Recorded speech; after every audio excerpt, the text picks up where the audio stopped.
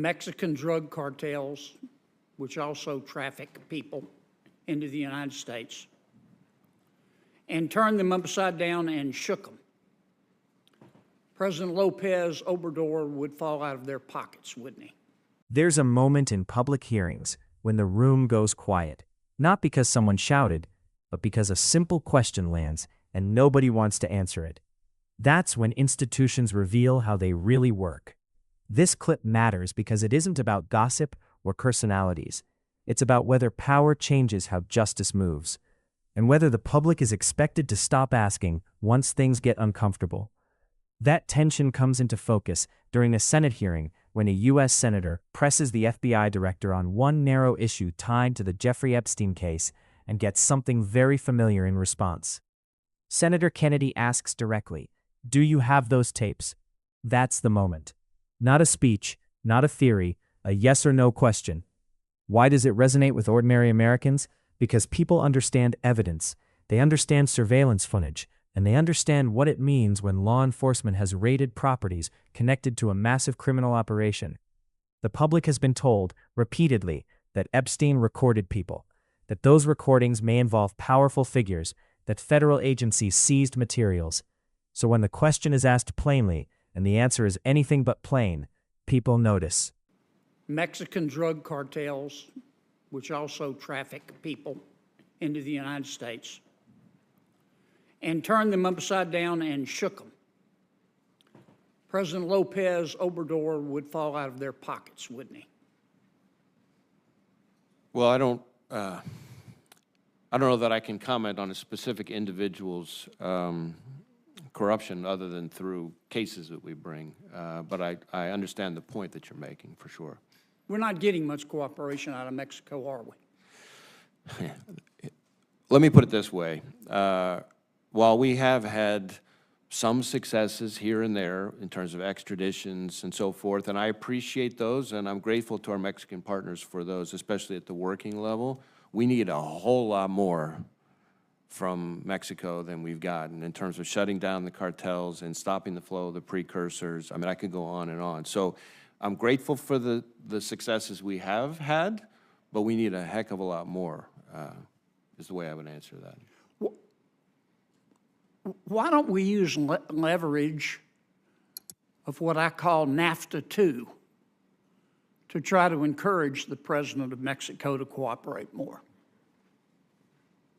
Yeah, I mean, NAFTA, of course, is a trade agreement, and I'm not really an expert on trade relations. Certainly, from an FBI perspective, we welcome every tool in the toolbox to try to improve the relationship and the cooperation, and I'm hopeful that the Mexican government will see the value of building on the successes we have had and take it to the level that it needs to be, because it's not where it needs to be.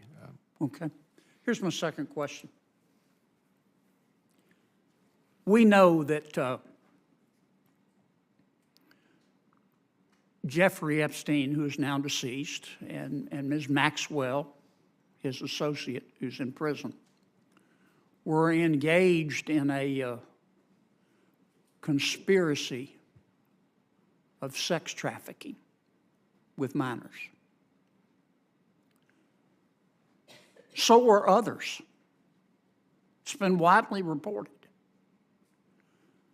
What's the FBI doing to investigate the other people that were involved in these sex trafficking rings?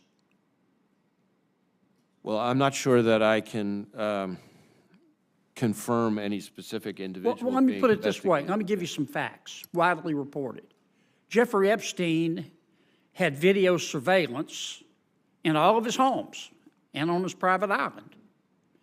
And there have been articles after articles from witnesses who have said he videotaped sex acts with prominent people because he was trying to with young girls that he had procured to try to incur favor with those prominent people and potentially to be able to blackmail them.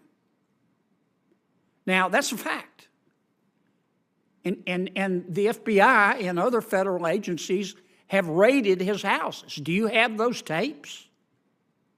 Again, I can't discuss the specifics of our law enforcement operations related to Mr. Epstein or Ms. Maxwell, but obviously we had very active investigation related to both of them. But whether it extends to other people, I'm not sure that's something that I Here, can comment on. a suit was filed yesterday against one of those prominent people by one of the young women sex trafficked, allegedly, said he was part of the ring.